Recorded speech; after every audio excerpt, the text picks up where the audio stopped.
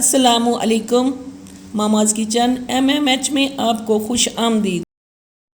آج میں آپ کو بہت ہی مزیدار اور آسان پائی کی ریسپی بتاؤں گی، جس میں سے کسی قسم کی کوئی مہک نہیں آئے گی اور آپ کا سالن بہت جلد تیار ہو جائے گا۔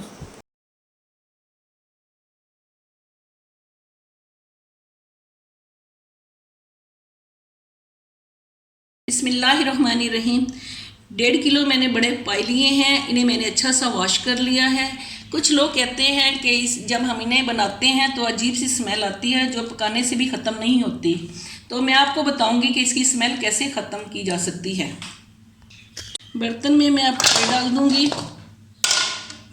1 ٹکڑا ادرک کا ڈال دوں گی، تھوڑا سا سرکہ ایڈ کروں گی، 1 ٹیبل سپون نمک ایڈ کروں گی، 1.5 گلاس پانی کا۔ دیکھیں برتن کو میں نے چولہے پہ رکھ دیا ہے اور 10 منٹ تک میں نے اسے پکانا ہے۔ ملتے ہیں 10 منٹ کے بعد۔ بسم اللہ الرحمن الرحیم۔ 10 منٹ گزر چکے ہیں، اب بیف کو ہم علیحدہ کر لیں گے پانی سے۔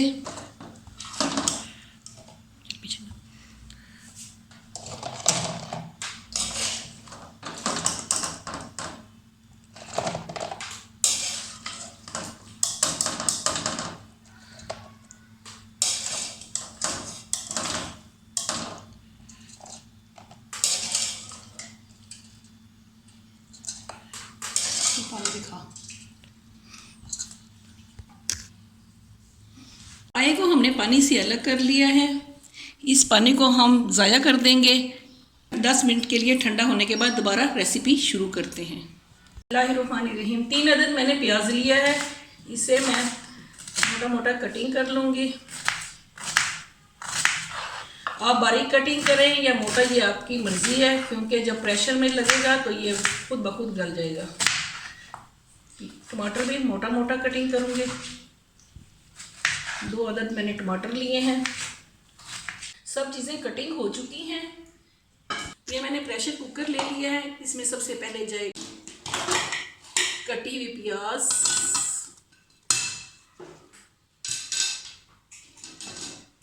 لہسن، ٹماٹر، سپون اس میں جائے گی ہلدی، ½ ٹیبل سپون اس میں جائے گا نمک، کیونکہ نمک میں نے پہلے بھی ایڈ کیا تھا۔ تقریباً اس میں پانی جائے گا 1.5 لیٹر۔ اسے ہم ڈھکن لگا دیں گے۔ اب اسے ہم چولہے پہ رکھنے لگے ہیں۔ ہم فل آنچ پہ 50 منٹ کا ویٹ دیں گے تاکہ یہ اچھے سے گل جائے۔ گزر چکے ہیں، اب ہم اپنے کوکر کو کھولتے ہیں۔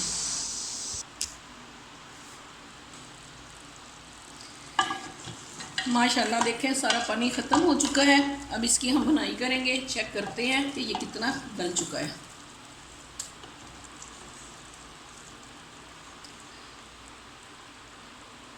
ماشاءاللہ یہ گل چکا ہے اچھے طریقے سے۔ اب اس کی ہم بھنائی کرتے ہیں۔ کڑاہی میں نے تھوڑا سا آئل لے لیا ہے اور یہ تمام مسالہ اور گوشت وغیرہ میں اس میں شفٹ کر دوں گی تاکہ اچھے سے کڑاہی کے اندر بھنائی ہو سکے۔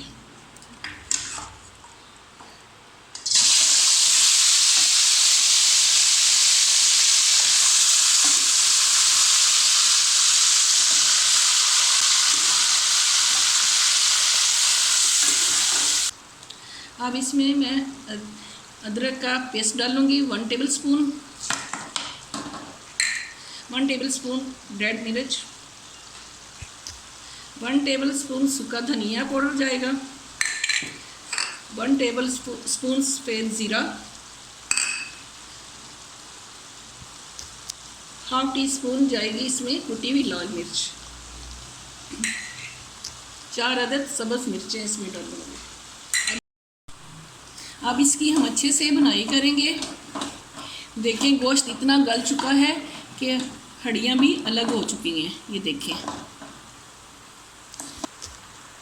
ادرک کو میں نے اس لیے بعد میں ڈالا ہے کہ بہت اچھی خوشبو آ رہی ہے ادرک کی نا بعد میں ڈالنے سے۔ اس کی ہم اچھے سے 15 منٹ تک بھنائی کریں گے۔ جب ہمیں لگے کہ اس کی بھنائی ہو چکی ہے پھر اس کے اندر ہم شوربہ لگائیں گے۔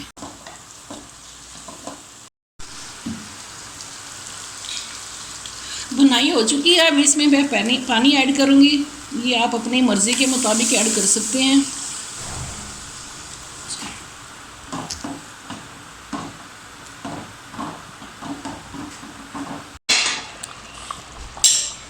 دیکھیں ماشاءاللہ الحمدللہ سالن بالکل تیار ہو چکا ہے.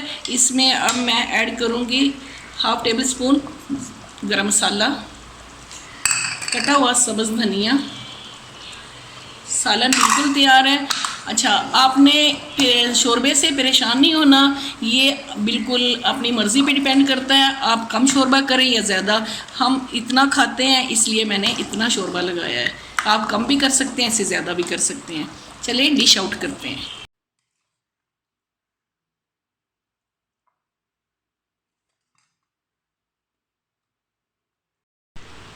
الحمدللہ ہمارے پائے بالکل تیار ہو چکے ہیں. آپ کو پسند آئیں گے. اگر میری ویڈیو آپ کو پسند آئے تو میری ویڈیو کو لائک کریں، چینل کو سبسکرائب کریں، اور ملتے ہیں نیکسٹ ویڈیو میں. اللہ حافظ.